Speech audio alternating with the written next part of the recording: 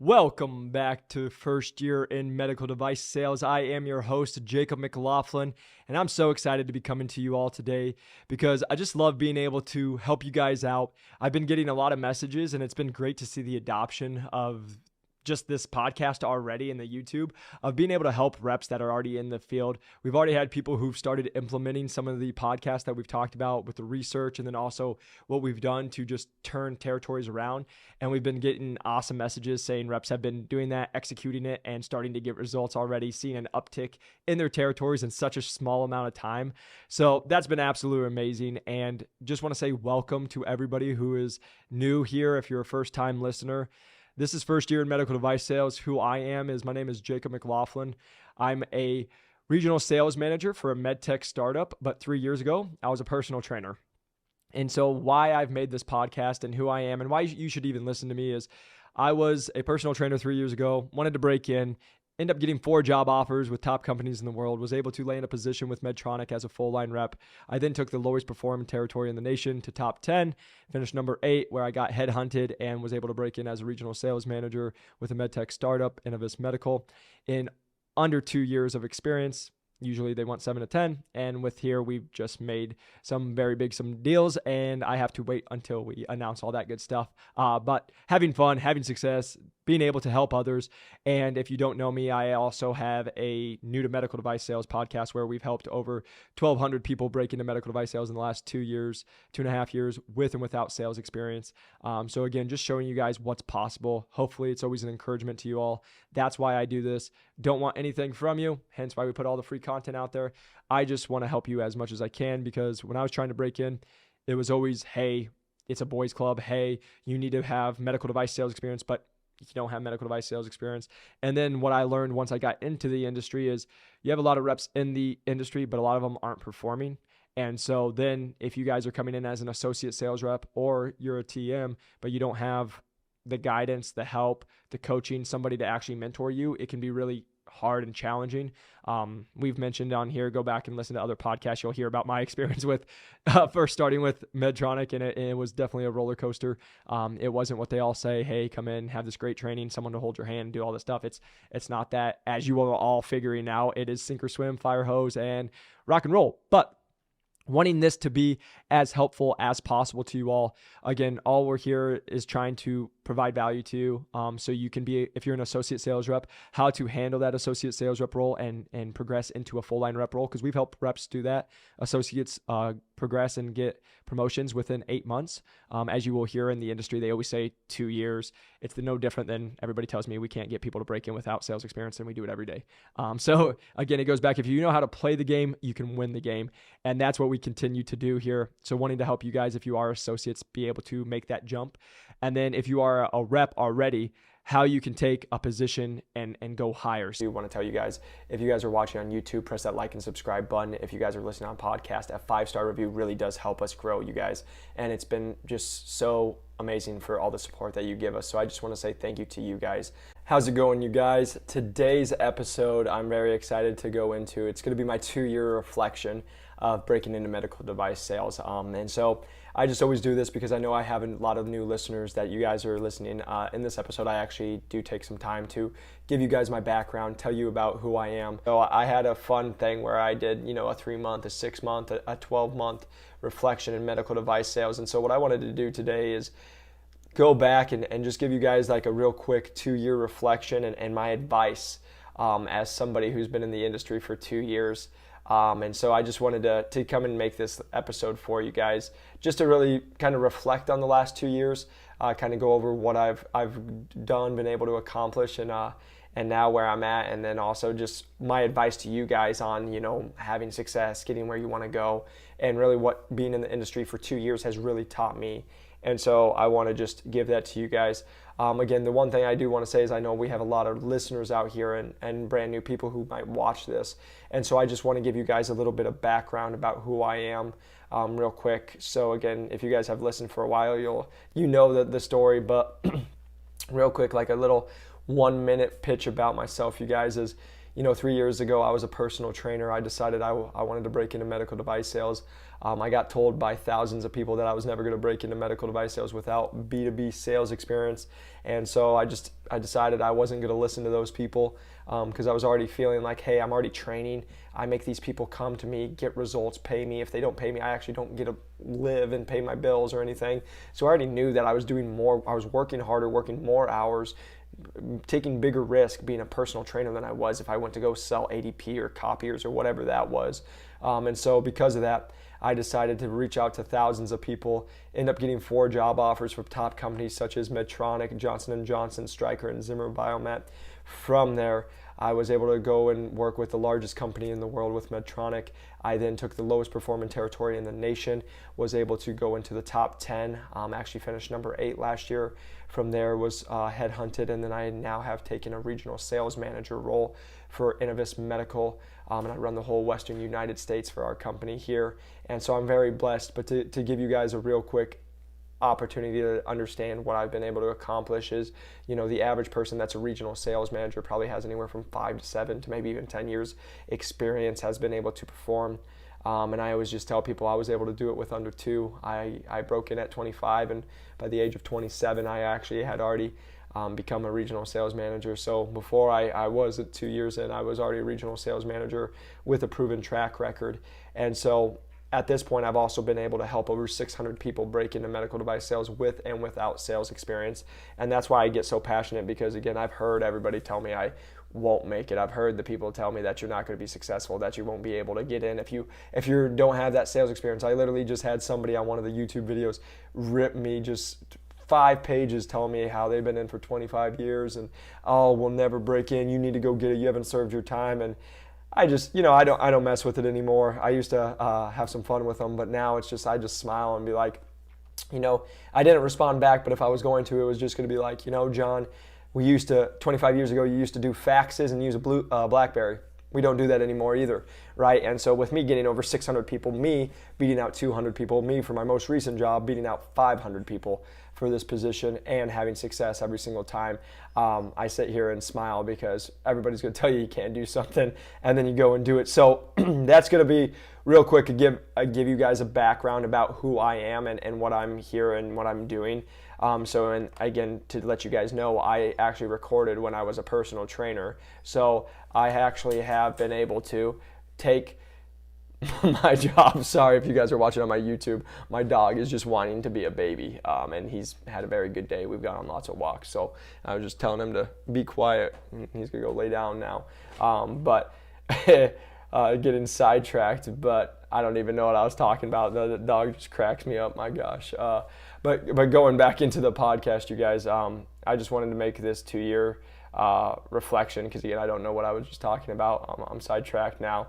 But give you guys some depth into this video and be able to help you guys. So I just wanted to give you that background because, that's what I was saying is, I started recording as a personal trainer. So you guys can literally go back when I was a personal trainer and see my whole journey. I've documented all days in the life, actually being a personal trainer and now breaking in and to where I'm at now and traveling. So, and even my interview process with Innovis, I've documented. So you guys can always go find that. But let's get into it. 2-year reflection, medical device sales. The one thing I just want to say is it's been truly humbling to do this reflection for me. To sit here and tell you guys, like, again, I go back and I'll watch those videos of when I was a personal trainer and see where I'm at now, because I'm sitting here telling you guys as somebody who, worked hundreds of hours a week and was just doing everything just to try to make 50, 60K a year, to now be able to be financially free and not have to worry about it and also see the success that I personally have been able to achieve. Like I said, it's been humbling. It's been great. It's been a great learning experience. I've learned so much and understanding that this is step number 1 of many. And no, this is just the beginning. So I just say that to the gratitude of also to you guys listening, to everybody who's been watching, who's been supporting, who sends me the beautiful messages and the nice messages, like how much I truly do appreciate you guys. So I just wanted to say thank you to you guys. But when I am reflecting, it's been an awesome ride. It's been a crazy ride. I've learned so incredibly much, and it's only getting more and more exciting. So let's get into it. So 2-year reflection, my advice to you guys. Number 1, being a sponge, always learning, right? I'm sitting here 2 years in, and every single day I'm still learning. I actually just had my test today for my quarterly review. And it's just going over all of our new products, going over making sure I know all of our different procedures, all the different packages that we offer, all the different specialties, and what that means is I'm always learning, I'm always studying, I'm always doing some kind of research, trying to make myself know what I'm talking about. And so the thing I'm telling you guys, if you want to have success, you want to be successful in this industry and anything in life, you always got to be learning. And I remember listening to a podcast one time, and it was just talking about business. So this isn't even advice, but it was business. And it was the people who lose and the people who go out of business are the people who try to stay the same. Right? They're like, for example, that guy 25 years in, we've done it for this way for this long. Yeah, John, and you also didn't used to have Facebook. Like, I don't know what to tell you. The internet wasn't around. And now that changes a lot of the world. So that's the thing, is you guys always got to be learning, because this world never stops. Just like medical device, medical sales, it's always coming out. There's new companies, there's new technology, and it's always happening. So just being able to be a sponge and being able to learn and try to learn from everybody, right? I was just having a call today with one of the people I was talking to, and they said, like we talked, I always believe you have something to learn from somebody. Everybody has value to offer, but with that said, you have to be very careful of who you take advice from. And when I say that is, everybody's going to have something to say, and I believe everybody has something to teach you. But some of the times it might be, just don't be a jerk, right? Like, that person's an actual jerk, and you're just like, I just don't want to be like them. They taught you, okay, I don't want to be a jerk. And so it's a good learning lesson, right? And so I take that, because I take the joke, and I say this to people too all the time, is, I'm not going to go to a homeless person for financial advice. No offense to the homeless people, I bet they're great, but I'm not going to take money advice from somebody who has no money, right? And so that's just like my joke, and like the reason I'm saying that to you guys is same thing to people in the industry. I've probably had this talk 15 times in the last week, is there's a lot of reps in the industry. I look at my board when I was last place to where I'm top 10, and I'm looking at this list, and there's a lot of people that are 30, 40, 50 reps down, and they're not even at 100%. They're not even hitting quota, but they'll be the first one to give you guys advice. They'll be the first one to tell you it's great, or they'll be the first one to tell you how bad this industry sucks and how unhappy they are. I literally just talked to a girl today. She's trying to break in, and she's like, it's been so unheartening, and it's hurt, because I've actually had a couple people tell me that I'm wasting my time. This is a horrible industry. And I always laugh, because I'm like, it's those people who are miserable. And just to give you guys a quick story, I had a guy, he was at Stryker when I was trying to break in, and I was getting hired during the COVID, so it was a hiring freeze. I remember he reached out to me. He only talked to me because I was from Iowa, and he was from Iowa, and he just told me, you must really suck if you haven't been able to break in yet. If you've talked to 150 reps and you can't get in. And I'll never forget that day. I'll never forget that guy. I know exactly who he is. And the reason I'm saying that to you guys is because that guy, when I broke in, was out of the industry in 4 months. He hated his life. He wasn't performing. He wasn't good. But he was trying to tell me why I would suck and how I must suck, how I am not in yet, right? And so what I'm just telling you guys is there's going to be a lot of people who are going to give you advice, who are going to tell you what you should do, and most of them are trash. Most of them aren't performing. Most of these reps have been in for 5, 10 years, and they're still not performing, right? And so, again, this isn't a smash on anybody, but I say this to everybody. When you go to listen to somebody, you should really pay attention to what they've done and what they're doing and see how really good the results are. Because like I said, there's a lot of people who will get on calls with you guys and talk to you. They never performed. They've never crushed it. They've never been top 10. They've never hit quota, right? And so I'm just saying that because again, I've talked about it. I'm open on my podcast. I have people who message me all the time who tell me to shut my mouth, who I don't know what I'm talking about. And those same people have been in the industry for 7 years and they've never hit quota. And yet here I am, a regional sales manager with 2 years experience, right? It's my favorite quote lately. I said it in my one with Johnny. Eagles don't fly with pigeons, man. So if you're trying to do something great, you're trying to be something well. You can't always flock and be like the pigeons all pecking the bird seed somewhere else. Maybe you got to elevate yourself. And so again, that's not coming out of a place of cockiness. It's just being a place of you got to understand where you're going. And so I said this because this resonates with a lot of athletes, right? I played basketball in college, and I say this because it makes sense. There's a lot of bench warmers who tell you what you should be doing, but they're on the bench, right? Like I say this all the time, man. Like until you get on the field, shut your mouth.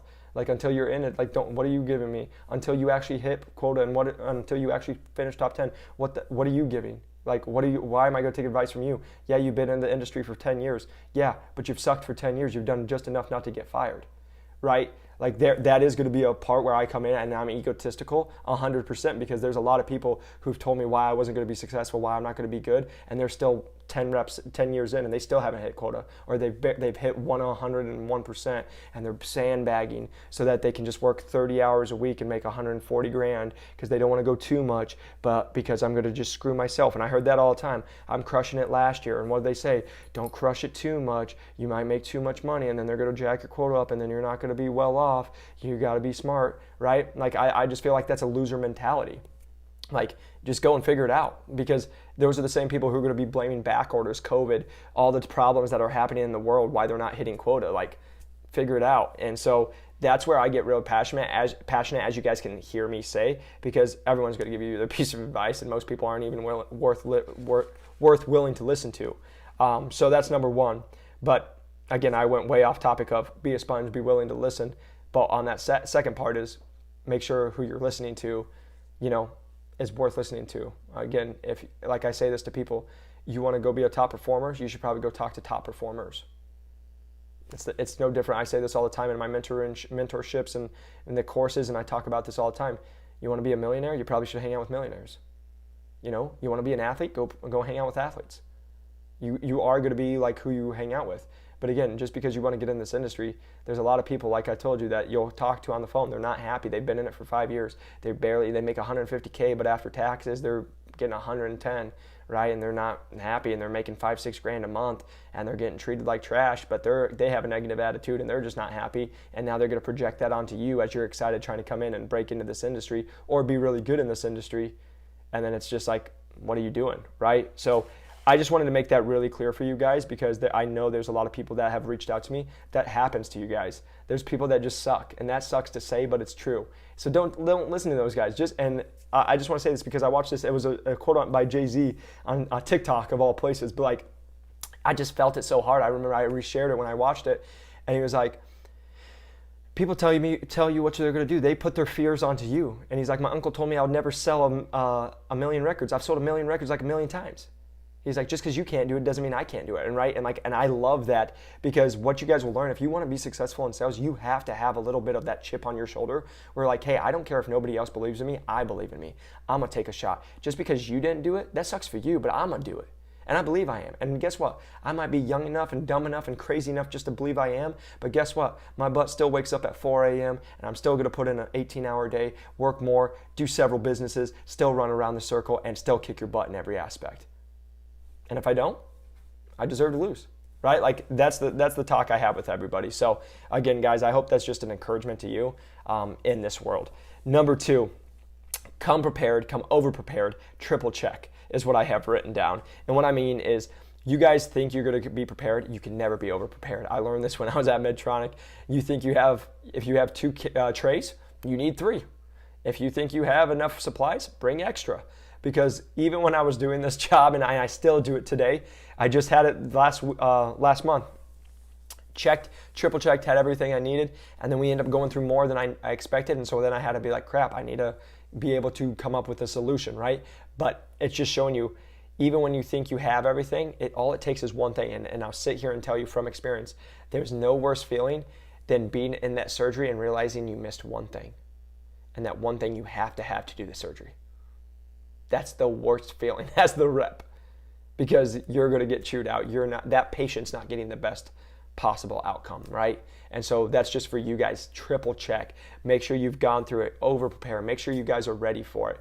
That's the stuff I'm going to talk to you guys about, because that's what you have to do if you want to be successful, and it's only going to keep continuing to go. Like I'm sitting here telling you guys, it's not like it was just 1 year and it's done, or it's 6 months and that's what it's done. No, it's every day I have to make sure I'm over prepared. Every email, am I rereading it, making sure that it makes sense, that I miss not one word, because all it takes is for you to mess up one email to ruin a whole deal. So that's what I'm just making sure. Whatever you guys are doing, you need to make sure you're coming prepared, not only coming prepared, but you're also coming over prepared and triple checking. And to the point of Elliot, where we just had him on last episodes, is, I just had my quarterly review with him and we talked about it, and the conversation was he said it in the podcast, is if I'm going to take a test, I should be able to take that test 3 or 4 times of different answers and still be able to ace every single one. So I'm so prepared. If I come in and I choke, I choke, I still pass. I still got an 80, and I still did better than the majority, right? That's how over-prepared you should be, even with your guys' surgeries, what you guys are coming in to do, or for your guys' interview process, right? And I just had this conversation with a person. Most people lose interviews because they don't come prepared. They want to do the bare minimum. I literally had some girl today ask me, so how much do I pay you to let you do all the work and then just tell me when you have a job for me? We had a good talk after that because I just said that's not life, right? You can't pay because everybody you talk to, if you guys just try to pay for something and you get everything you want, it's too good to be true. You won't appreciate it, and it's not going to work out. And also, I said this: what if we did that and then we broke you into the industry? Guess what? You're going to get your butt kicked in the industry because you don't know what you're doing, right? So you have to learn how to do it. Do the work, actually come prepared, and no different than what you guys, when you're trying to break in to once you are in and once you continue to stay in the industry. So that's number 2 for you guys. Number 3, not every prospect is a sale. So this is the people who are already in there, but also, again, I try to make it for everybody. Same thing for you people that are applying to break into medical device sales. The reason I say that is I had to learn this the hard way. I was just having a talk with my buddy Omar the other day, and we were talking about, when I first started, I used to go to this account. They told me they had 11 doctors. They told me they were going to use us. They were doing a trial and all this stuff. And then I realized after being there for 2 weeks, the doctors were being rude. There was no talk of purchasing. They just kept wanting free stuff. And I realized that I'm like, they're just using me. They just want everything for free. They're not actually going to buy, right? And that was a real learning moment for me because that was in my first month of being a rep. And so, but I learned real fast. They're not an actual prospect. They're saying that they're telling you they're going to possibly buy, but they're never going to buy. They just want free stuff, right? And so what I'm just saying that is, I do that all the time. Everybody, I hear certain salespeople, and they're like, you can always turn a no into a yes, and that's just not true. You can turn a maybe into a yes, but if someone tells you no and they're using the competitor and they've been using the competitor for 17 years and they absolutely love that person, and that person goes to their family stuff and they have a personal relationship, you're not converting them. It's just not going to happen. I literally have had doctors, they're like, I've been friends with the rep for 7 years. You could have the best product in the world. I'm not going to give you the business, right? And so that's just understanding that just because people reach out, there's a lot of people who are going to reach out, say they're interested, but they're not. And so you have to just be able to push it through. And that's something that I'm very proud to say, I can do now. But it took me some time to be like, this person's reaching out. How serious are they? And again, you guys, I had this talk with one of my students, but it's the easiest way to put it is just think about dating. Right? And because again, I always say this, when we're trying to do sales, you guys overcomplicate it, I overcomplicate it. You bring it into dating terms, it's all makes sense, right? Does that manager actually text you back and want you? Does that sale actually ask to be interested? Do they try to push you? Do they ask for products? Are they reaching out to you? Do they respond when you reach out to them? Are they getting on calls? Are they talking about the next steps? Those are saying no different than when you're going out on a date. Do you have a good relationship? Do you have good energy? Are you guys talking? Do you guys be able to have good communication? Is that person really talking to you, or do they just ghost you? Because again, when we bring it into the dating, it all makes sense to people. If someone just ghosts you and then you get a text at 12 p.m. or 12 a.m. or 2 a.m., what's you up? We all know what that means, right? Same thing when a manager ghosts you for 3 weeks and says, hey, you're still interested? We might have an opportunity, okay? They're just dragging you around, seeing if they have other options. No different than when I'm going through a sales and someone literally just had this happen where somebody tells me, yeah, we're going to buy. They're never going to buy. They're just saying that. Just had a deal where we're having conversations of bigger conversations, but they're not even doing the original conversation, right? That's not real serious. You're just bluffing. And then you have to learn, being a good sales rep and doing this world, is you got to call bluffs sometimes. All right, let's see. Put the cards on the table. Here's my cards. I'm putting them all on the table. Let's see yours. And guess what? They don't bring it up. Okay. So it was just a bluff. And so just saying that not every prospect is an actual sale for you guys. Just like every opportunity you guys reach out, somebody says, hey, yeah, we might have a position in 2 months. It's not an actual prospect. They're going to tell you that. Guess what? Hiring freeze, recession, layoffs. They hired an internal candidate. It was an actual sale. So again, for you guys to just think about that and understand. Number 4, not everyone is going to like you. I think I already did a good enough job of explaining that at the beginning of this podcast. But just again, you guys, as you guys go, and if you are somebody who wants to have success in this industry, there's going to be a lot of people who don't like it. So again, I will say this, I'm very blessed and I'm thankful for everyone who sends me positive messages, tell me how I impact them and that I motivate them. That's really nice. But I want you guys to know behind the scenes, for everybody sending me one of those messages, I'm getting another message telling me how much I suck, why I shouldn't be giving advice, why I shouldn't do what I do, how can I do this, I must be a horrible rep. Like, because again, people get jealous, people don't like it, people can't stand that somebody came in with not as much experience, that didn't do sales and didn't grind and put in that hours, but yet I've worked harder, and that I'm giving advice and helping people for free and making YouTubes and taking all this time at 9 p.m. on a Thursday night to make this podcast, but they won't even get on a call for 5 minutes with somebody to help them, but I'm the piece of trash, right? That's what they'll do, and then they'll keyboard warriors never would say it to my face, but will tell me how bad I suck, all that. It's the same thing. I walk in to an industry. There's been times the nurses have told me, what the fuck are you doing here? We don't like you. You suck. Your competitor's way better. Didn't even know their name. Found out the name Sharon, right? Oh, hey, Sharon, right? But I'm telling you guys this, from when you guys are coming into this industry, not everyone's going to like you, and that's okay. Not when you start having success, when you are a go-getter, when you challenge people, when you make people be like, dang, this guy's been in for under 2 years and he's beating the heck out of me, guess what happens? Insecurities happen. People are going to put their disbeliefs on you. They're going to call you names. They're going to talk trash about you. And I still get, it's hilarious and I love it, I still get texts from random people telling me some random person I don't know is talking trash about me. Guess what? I don't even know who they are, but they know my name. They know me. And I just sit here, and that's the biggest flex ever, right?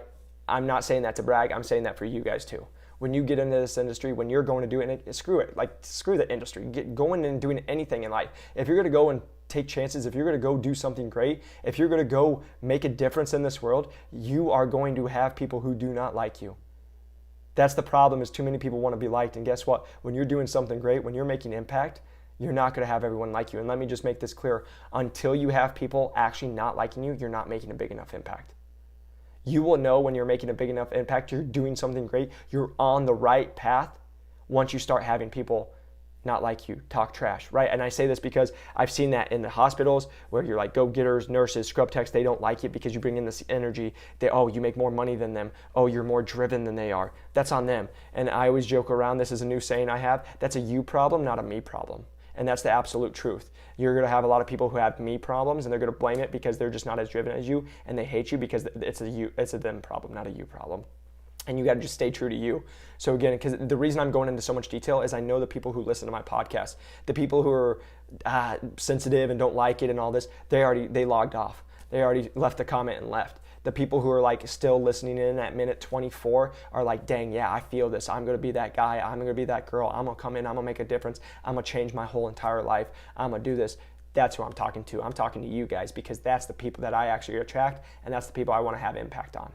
And so that's why I say that to you guys, is when you're going to go and do something great, there's going to be a lot of people back there singing your praise, and there's going to be a lot of people banging your name down and saying it's bad. And guess what? When you make it to the top and you see them, they'll say they were cheering you on the whole time, but they weren't, right? And so that's just something to be aware of as you guys do it. And lastly, number 5, have unrealistic goals. And I'm just going to sit on this for a second, man. Like, that was like the biggest reflection point for me, is like sitting here and telling you guys in 2 years I've accomplished more than most people accomplish in 5 to 10 years in med device. And that's not sitting here, I'm not trying to brag, but it's the facts. I'm just telling you guys how it is. And I'm sitting here saying, man, I didn't even think I could do that. But now I got even bigger goals. I got bigger things that people don't even understand. They don't even know. And when I do it, I'm playing chess, and they're just going to blow their mind, because I'm going to do something and I'm going to crush them in every single aspect. And guess what? That's a fifth of what I'm doing. And they can't even do it good. And that's all they do. I'm just going to come in and I'm going to do it all this. Have unrealistic goals. You might want to make 10 grand a month, 20 grand a month, 100 grand a month. Then just go do it. Because guess what? If you go and do it and you go put in the work and you don't hit it, you're way closer than if you didn't. If you would have just said, I'm just going to make $5,000, cool, you can go make 5 grand, cool. But guess what? What if you said, I want to make 50 grand? Guess what? Let's say you don't make 50 grand, but let's say you made $27,000 that month. Guess what? That's a lot closer to 50K than if you just would have accepted 10 grand, right? Have unrealistic goals. Stop coming in and say, I'm going to be an associate rep for 2 years, and then I'm going to go work for 5 and 7 years for these big companies, and then I'm going to be a manager, hopefully. Great. If that's what you want to do, good. Awesome, nice job. But how about you start saying, I'm gonna come in and within a year I'm trying to get out because I'm gonna bring so much value. I'm gonna absolutely crush it. I'm gonna make such a big impact on this world and on these people that they have no option but to find me.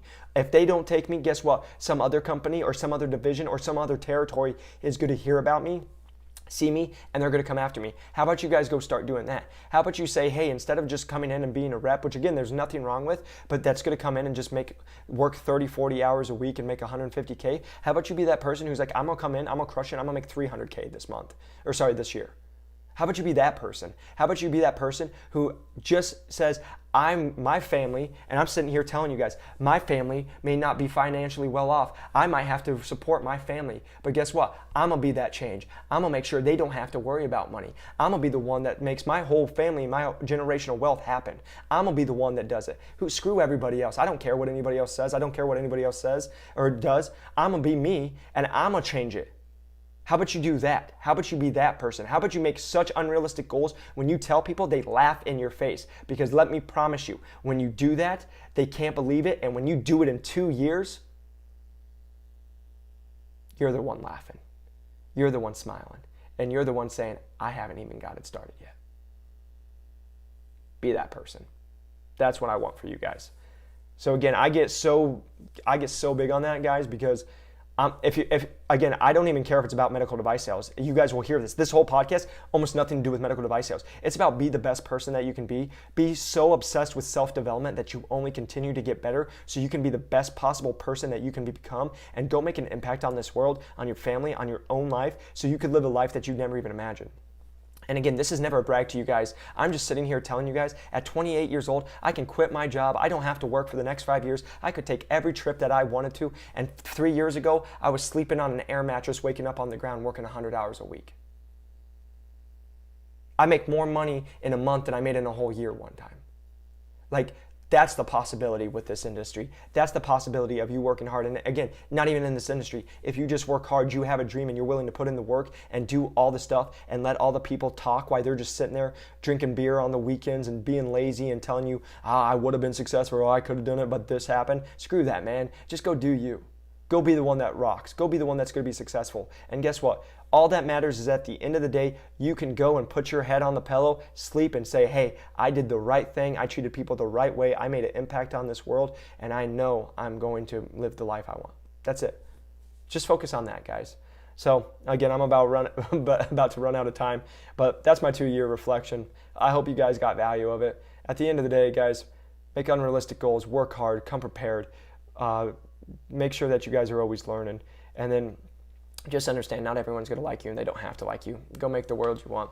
If you guys are interested in breaking into medical device sales, we just this last week helped people break in at Stryker, J&J, and Medtronic. All of them had no sales experience, but through the course they were able to break in.